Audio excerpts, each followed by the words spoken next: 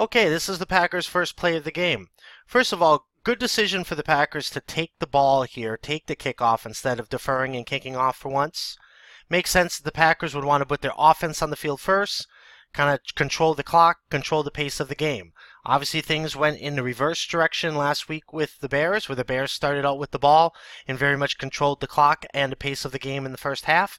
And the Packers certainly wanted to avoid that from happening again this week. So they started with the ball, ended up being a very good choice for them.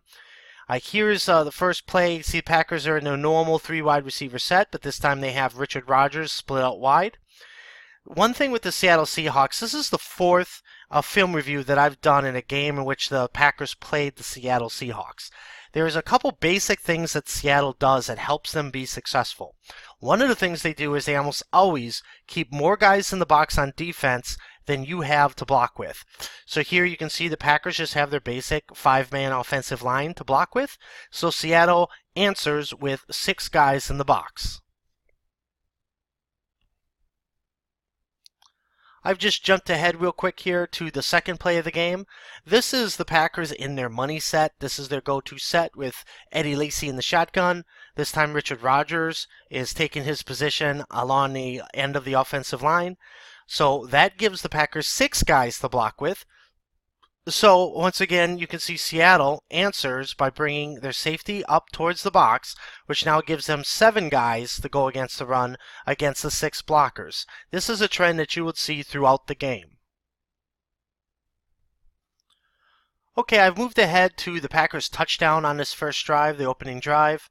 The Packers are kind of in a different set here. They have their 3 receivers on the field. They have Richard Rodgers here in the near slot, and then they have James Starks actually went out up to the top slot here. On this play, of course, Aaron Rodgers got Michael Bennett to jump off sides. He is going to roll out of the pocket to his left and then find James Jones across the middle for a touchdown. On this play, really we see some lackadaisical defense by Richard Sherman.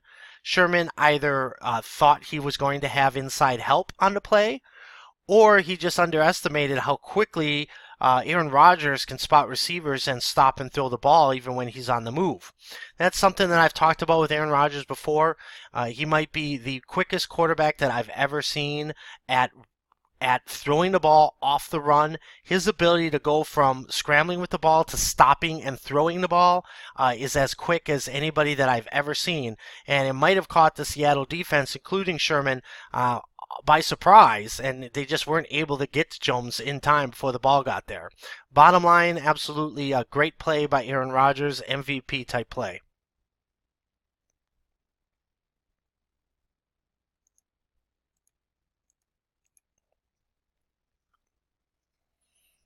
Touchdown, 7-0 Green Bay. Okay, I've jumped ahead to what is essentially the final play of the first half. The Packers are leading 10-3 at this point. We saw their touchdown to go up 7-0. They then traded field goals with Seattle. Really, the first half was kind of a lot of dinking dunking. The fumble by Starks stopped one of the Packers' drives, and some penalties helped stop Seattle. So really not a whole lot happened this first half. Here on this play, this is the Packers' last chance to score. They're going to need to kick a field goal if they don't score on this play. Seattle knows that as well. Therefore, there is no downside to Seattle being called for pass interference or defensive holding or the like on this play. It does not hurt them if they are called for something, because one way or the other, if the Packers do not score, they're going to have to try to kick a field goal. So Seattle knows this. It's likely Aaron Rodgers knows this. Therefore, it's understandable. He is going to go to one of his bigger, more physical receivers here, figuring that, considering there's probably going to be physical contact, you figure that one of your bigger guys is going to have a better chance to win the battle and to score. So he's going to try for Richard Rodgers here in the near slot. This does make complete sense, like I said. Richard Rodgers kind of shows a little bit of his inexperience here. He needs to run this route where he actually engages Wagner, pushes Wagner to the inside, and then takes inside position, uses his body to box Wagner out on his play. He doesn't. Instead, he just tries to run a quick slant underneath Wagner. Wagner hooks him, uses the hook to spin in front, knock the ball down, and it's his incomplete pass, and the Packers are forced to kick a field goal. That does end up giving them a 13-3 lead going into half, however.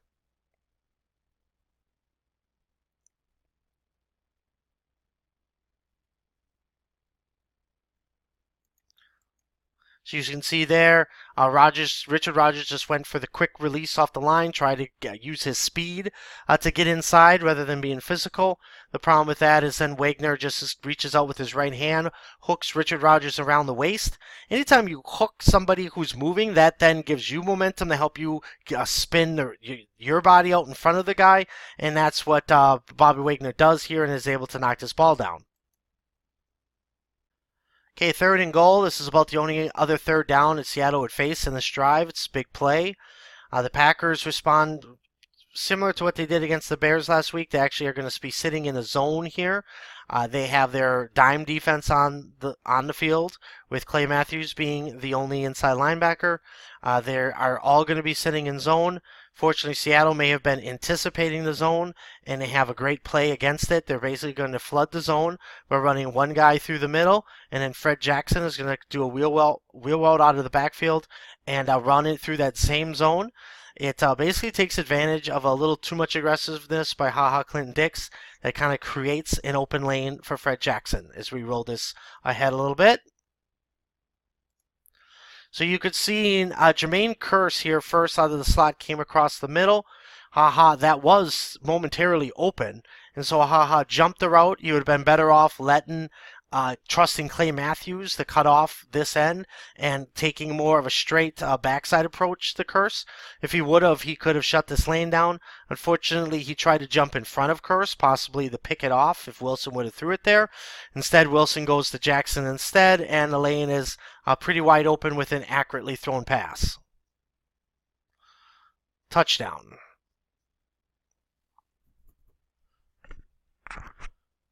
Okay, underrated play here for the Packers. Absolutely huge play for them in this game that's probably has not gotten enough coverage. This is Stark's very big run, 35-yard run that got the Packers out of trouble. Seattle had just scored twice to take the lead. The last thing the Packers want to do is to have another ineffective offensive series. They really need to move the ball here. And they're sitting at 2nd and 4 when Starks is going to break off this run and get in Seattle territory. This is basically the anatomy of a successful run. You're going to see great blocking by every blocker for the Packers on this play, and then you're also going to see a great run by James Starks. If I just go ahead and roll this a little bit forward, you can see once again the Packers running out of the bunch formation. They got a bunch here to the right, Richard Rodgers here, and then just Randall Cobb split out wide left. Kind of a strange formation, but the Packers managed to turn into a couple successful runs against Seattle. So here we can see Corliss coming across the formation to take out the end. That's going to be a key block on this play. And then we're going to see David Bakhtiari come off this double team and get the safety. And that a very large hole is going to open up right up the middle for Starks. You know, everybody's doing their job here. Everybody is blocking their man. TJ Lang, with the help of Lindsey's got Michael Bennett on the ground, which is always a great thing. So everybody's doing their job, and that's what it takes to have a big run. However, at the same time, you need to have a running back who's decisive, who sees the hole and gets through it. This is a great run by Starks. He not only plants his foot, takes one cut, and bolts straight through the hole, but then once he gets there, when he gets to the safety, he makes another cut that beats the safety, and that allows him to turn what would have been just a good 10, 12-yard run into a 35-yard run. Let me back this up a moment.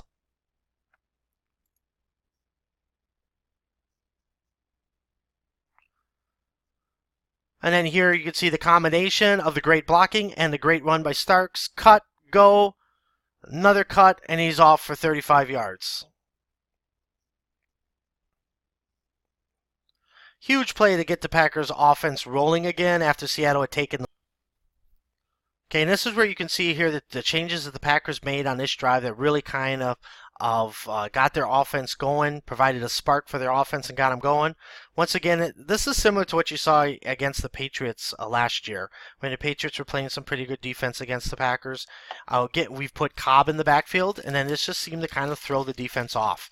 Here, Cobb is going to line up in the backfield. He's going to end up just doing a swing route out here. The Seahawks are actually relying on the safety on this side, which is their all-pro Earl Thomas, to come up and handle Cobb. But unfortunately, he gives Cobb a little too much space, and then for once he actually misses the tackle, and Cobb goes up the sideline for a nice 18-yard gain for the Packers.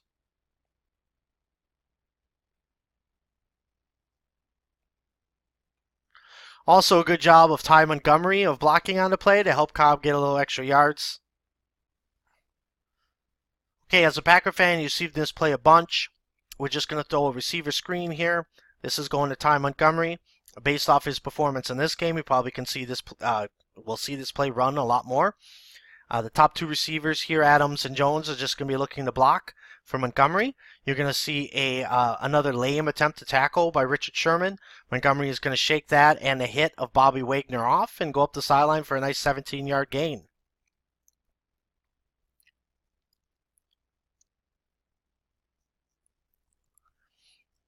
Great play.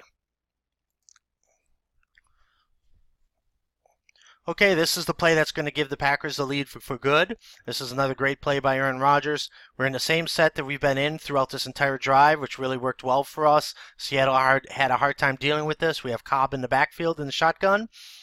Rodgers is just going to escape the pocket to his left, and a great move by Richard Rodgers to get in front of the defender and get his body between the defender and the ball, and box the defender out, and ends up being a pretty easy touchdown pass for Aaron Rodgers.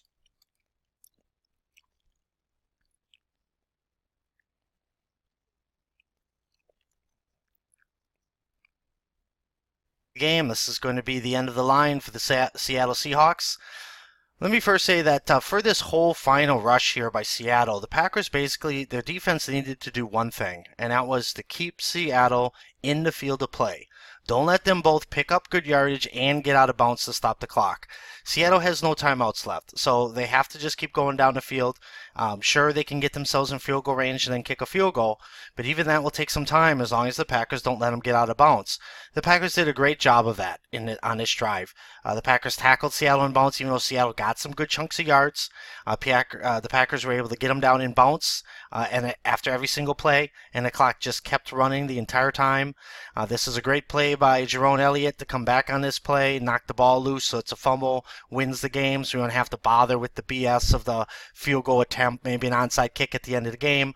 But the fact of the matter is that even if Fred Jackson does not fumble on this play, if you look at where the clock is probably going to run down to around 20 seconds by time Jackson is fully tackled and down. Seattle at that point would have to run their field goal unit onto the field, kick a field goal. I'm guessing that's going to take at least 10 to 15 seconds. So the bottom line is that Seattle is out of time. They're not going to have time to win this game, regardless of whether Jackson fumbles or not.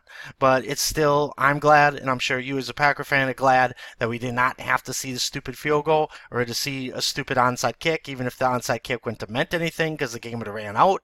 But just glad we didn't have to see any of that. Glad we got to end it our way with the fumble, the turnover, Hyde's recovery of the ball, and game over.